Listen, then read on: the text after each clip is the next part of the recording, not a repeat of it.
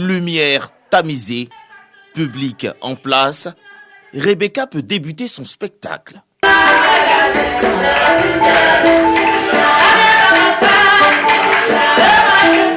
Tout petits et adultes sont à l'écoute de Petits et creux de femme, une œuvre écrite par feu Amadou Ampateba, reprise et adaptée par la conteuse du jour.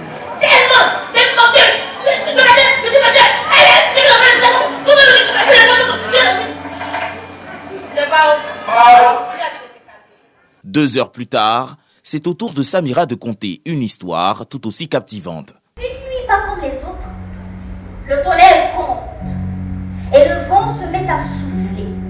Un air tourbillon ascendant transporte une graine de façon majestueuse. Chaque pan des récits est suivi de bout en bout au grand bonheur du public.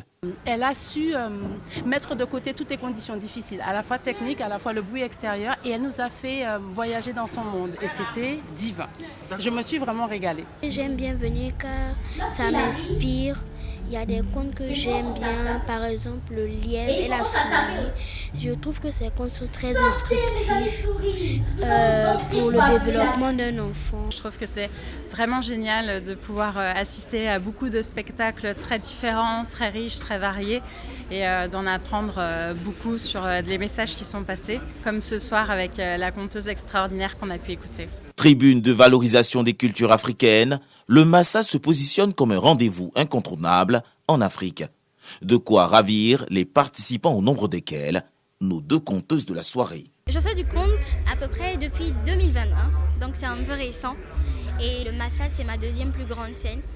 Donc ce spectacle-là, c'est Cohésion sociale que j'ai présenté, comme je le dis, qui relate un peu la situation sécuritaire. Et ça relate aussi le conflit intergénérationnel entre vieux et jeunes.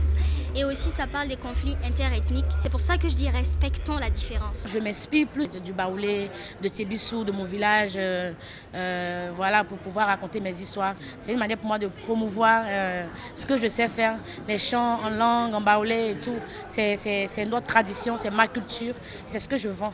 Le Massa, c'est plus de 1000 participants et près de 300 spectacles offerts pendant une semaine.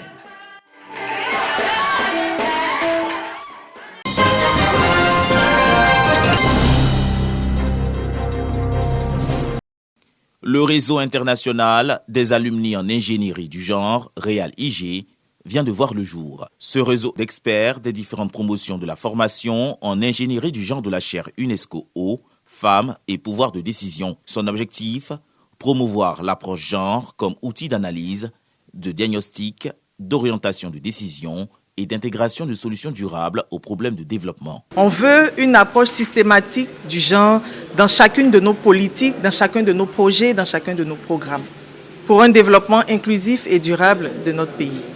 Croyez en vous.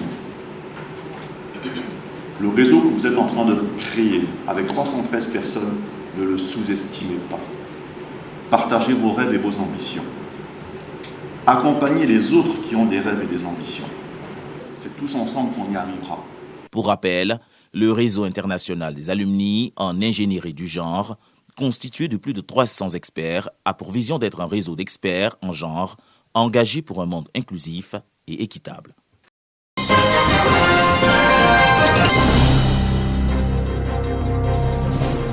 19 portraits d'éminents professeurs de l'UFR Information, Communication et Arts posés fièrement dans l'enceinte de l'amphithéâtre Adama Diawara de l'université Félix Houphouët-Boigny.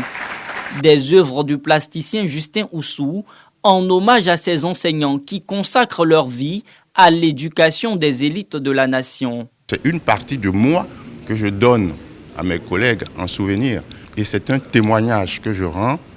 En même temps, un hommage. Transmettre le savoir tous les jours, c'est un réel plaisir pour nous de pouvoir le faire. Et quand cela est reconnu, c'est un doux plaisir qui nous anime. En 27 ans d'existence, c'est la toute première fois que l'UFRICA célèbre le corps professoral. L'initiative bénéficie du parrainage du ministère de la Communication. C'est une manière de dire merci à tous ceux qui ont travaillé dans cette UFR depuis 27 ans Malheureusement, certains d'entre eux ne sont plus de ce monde. Et ceux qui sont là, il faut que nous marquions la reconnaissance du cœur. Instituer la cérémonie d'hommage aux enseignants, c'est bien ce que envisage la direction de l'UFR Information, Communication et Arts. Cette UFR, fondée en 1997, forme les étudiants au métier de la communication, de la peinture et de la musique.